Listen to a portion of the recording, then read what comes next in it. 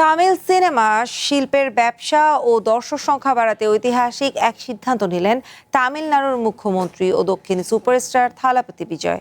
এখন থেকে রাজ্যের সব প্রেক্ষাগৃহে নতুন মুক্তিপ্রাপ্ত সিনেমার জন্য প্রথম 7 দিন প্রতিদিন 5টি করে শো চালানোর অনুমতি দেওয়া হয়েছে।